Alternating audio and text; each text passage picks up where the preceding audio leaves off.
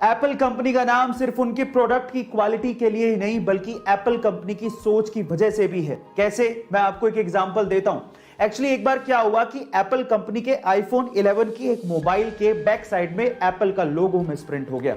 अब Apple company वाले चाहते तो इस फोन को फेंक सकते थे यह कह के कि ये तो एक मैन्युफैक्चरिंग डिफेक्ट है, इसे कौन खरीदेगा। लेकिन उन्होंने कहा कि ये एरर एक बड़ी ही यूनिक और ओड एरर है। 100 मिलियन मोबाइल्स में किसी एक फोन में ऐसा होता है, और ये कह के उन्होंने इसकी बोली लगाई और उसी फोन को दुगने दामों में बेचा। गाइस, इसका मतलब यह है कि उन्होंने मिस्टेक नहीं मानी बल्कि उसी मिस्टेक को यूनिक कह के उस मोबाइल को बेचा।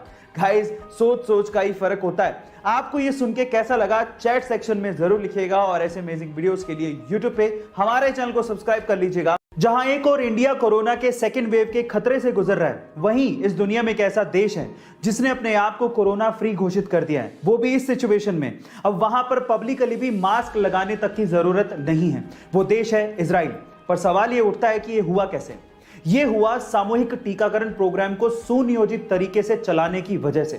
सबसे पहले तो वहां के लोगों ने अपनी सरकार पर वैक्सीनेशन के लिए भरोसा दिखाया और वैक्सीनेशन प्रोग्राम में बढ़ चढ़कर हिस्सा लिया।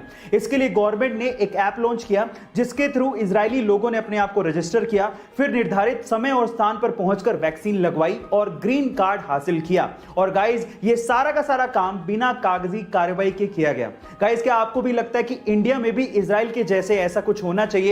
चैट सेक्शन में जरूर लिखिएगा, और ऐसे अमेजिंग वीडियोस के लिए यूट्यूब पे हमारे चैनल को सब्सक्राइब कर लीजिएगा। और गाइस, अक्सर हिंदी फिल्मों में आपने कोर्ट के सीन में कटघरे में खड़े इंसान को गीता या कुरान पे हाथ रख के कसम खाते देखा होगा। यह सीन बड़ा ही कॉमन है जो फिल्मों में दिखाया जाता है, लेकिन असल जिंदगी में ऐसा कुछ नहीं होता। इनफैक्ट ऐसी चीजें अंग्रेजों के जमाने में हुआ करती थी, लेकिन आजकल ये सब चीजें बंद हो गई हैं। लेकिन सवाल यह है कि अंग्रेजों के जमाने में ऐसा क्यों किया जाता था। उसके पीछे का रीजन यह है कि जब अंग्रेज इंडिया में आए थे तो उन्होंने ये देखा कि यहां के लोग अपने कल्चर को लेकर बहुत भावुक हैं। इसीलिए जब कटघरे में कोई खड़ा होता था तो उसे गीता या कुरान पे हाथ रखकर कसम खाने को कहा जाता था। अंग्रेज ये मानते थे कि इस पे हाथ रखकर कम से कम यहां के लोग झूठ नहीं बोलेंगे। लेकिन आज के जमाने में खैर रहने दीजिए। आपको ये इंफॉर्मेटिव वीडियो कैसी लगी चैट सेक्शन में जरूर लिखिएगा, और ऐसे अमेजिंग वीडियोस के लिए यूट्यूब पे हमारे चैनल को सब्सक्राइब कर लीजिएगा। और अगर आप इंस्टाग्राम पे